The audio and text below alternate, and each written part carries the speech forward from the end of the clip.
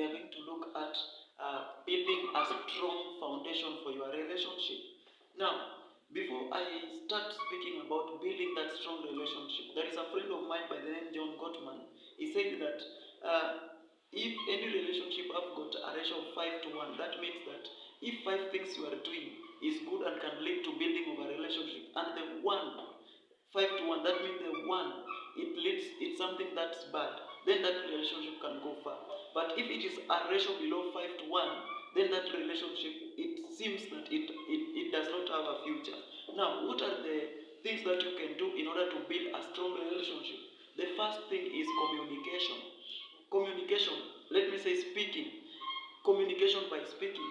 How do you frequently speak to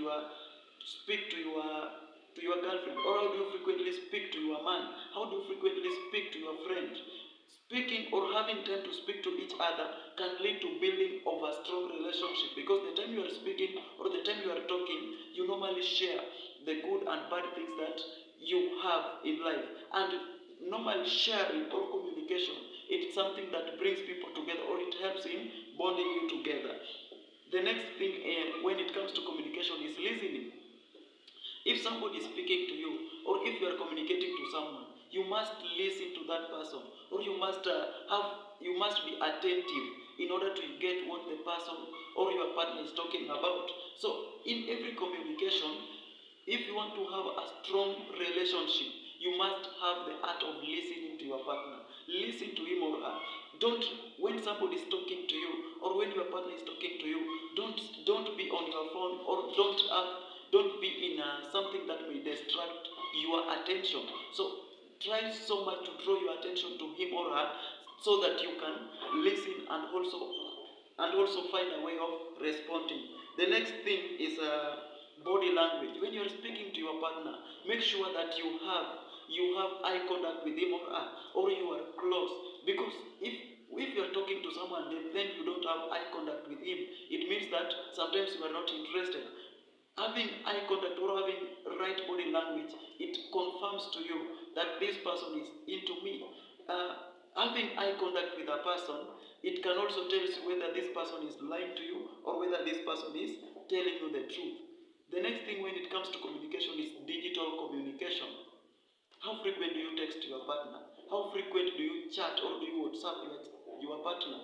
Now, so this communication is very key when it comes to laying foundation with your partner. The next one is setting boundaries. Now, when you are with your partner, you must recognize your boundaries, or what are your boundaries. For example, if you are a virgin and then you don't want to have sex before marriage, it is something you have to communicate to your partner that for me here, this is how I am, and I don't need to do this one. I don't need to have sex before marriage. If you are a person that you don't want your partner to be such close to you, you have to find out that for me here, I don't want close relationship or intimate closeness with my partner. And the next thing that you have to do when it comes to setting boundaries, you have to tell your partner that for me here, I don't like to have sex before marriage. Communication, telling your partner that this is my boundary and I don't want this one and this one to happen. The next thing when it comes to setting out of boundaries, recognize when somebody breaks the boundaries. You know, we as humans, we are weak. You can tell me that I don't want intimate or close relationship or closeness when you are in a relationship with me. But sometimes, because I'm human, I may forget and break them. If somebody breaks the boundaries that you have set, then it is something that you must let them know that you have broken the boundaries, or you have broken whatever that we have spoken. So it is very important for you as a person to set boundaries and let that person know that these are the things that I don't want to happen, and these are the things that I don't want to do, or these are the things that I don't want you as my partner to do. So it is very important and key for you to have boundaries. The next thing, we have trust. And trust is something that can be built and destroyed. Trust is something that you can build for years and it can be destroyed within seconds. How much does your partner rely on you? How much does your partner believe in you? So if I talk of trust, trust is amount of belief your partner has in you. If you tell your partner that I'm going to watch football, does your partner believe that you are going to watch good football, or you are going to do something else? If you tell your partner that I'm going to do this one and this one, does your partner trust that you can take care of yourself, or does your partner trust that you can do something that you don't mess up with your life, or you don't mess up with your relationship? So when I talk of trust, the first thing that you can do to build trust is be honest with your partner. If, for example, you will be late, tell your partner that I'm going to travel and I won't come back to the house early. It is something that will help you to build that intimate relationship. The next thing is be reliable. If I say be reliable, if your partner texts you today that I want you to be in the house, can you reach, or can you be in the house the time you talk to him or her? If you, for example, you promise your partner that I will be in the house at 8, can you be reliable that you reach, or you be in the house at 8? So being reliable can help, or can make your partner to trust in you. The next thing is do what you say. Do what you say. If you tell your partner that if you normally tell your partner that I can't, even if I lie with you in the same bed, I can't have sex with you. If your partner comes to you at night and sleeps within the same bed, are you in a position of keeping that promise that you won't have sex with her before marriage? So do what you say, and say what you mean.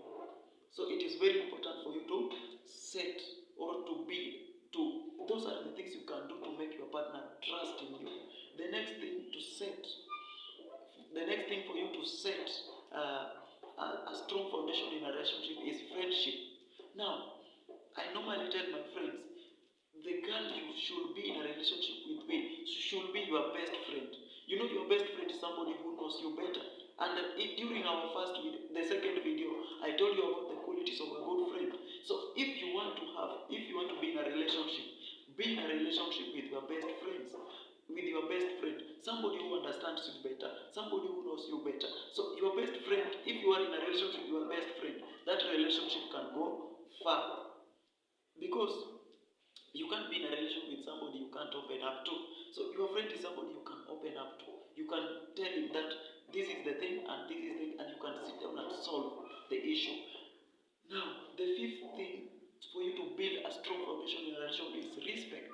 How much do you respect your partner, or how much does your partner respect you? Does your partner use abusive or vulgar language when it comes to addressing you? If you find a partner that can address you in a vulgar language, that partner does not respect you. If you find a partner that does not keep the boundaries that you have set, that partner does not respect you. So, if you are in a relationship, be with somebody who can respect you the same way you can respect him or her. So, when it comes to relationship, you mutually respect each other, and that relationship can go far. The last thing in a relationship is that you must. There is something we call timing. How much do you time yourself? How much do you communicate to your partner? For example, if you are hungry, or if you are not in a good condition, find at the best time in which you can communicate to your partner. Find a place, settle, and then you tell your partner, by now I'm not good, I'm not doing this one and this one. So timing is the best thing. And the next thing, if your partner is not comfortable in communicating with her at night, now poor timing can also break a relationship. If your partner is a student, don't communicate to her during class time. Don't communicate to her when she's at school, because that one can bring some commotion, or you can destroy her attention in class. So poor timing can also help to bring